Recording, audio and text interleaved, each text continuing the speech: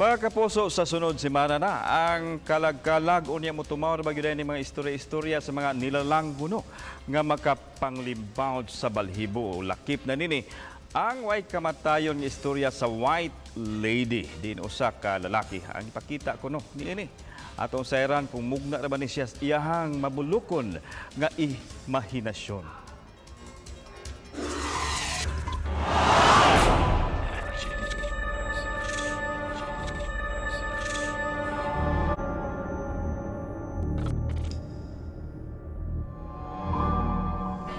Ako si Rod Prado.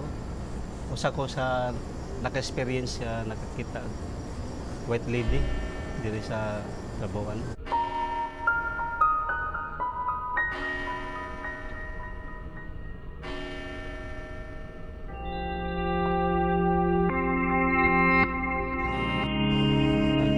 Kami gamitin ato.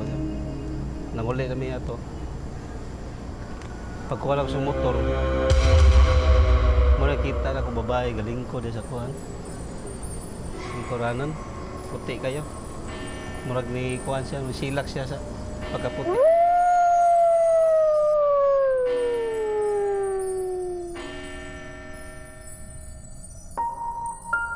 Bakingit-ngit man.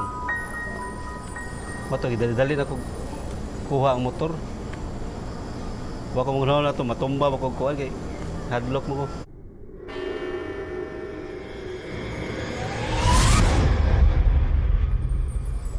Kay gahangat ba ito siya, kalingkod niya.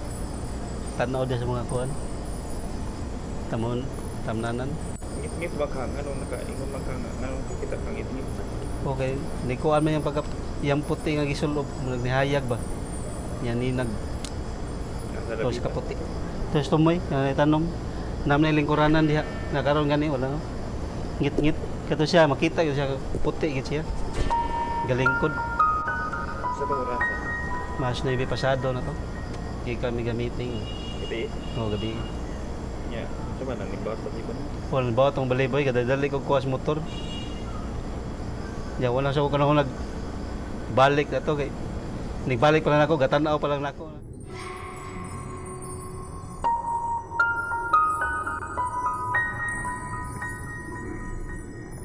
Muban dengan niya, bot-bot. Una sa nila kung ito sila kay basta ko man experience ako.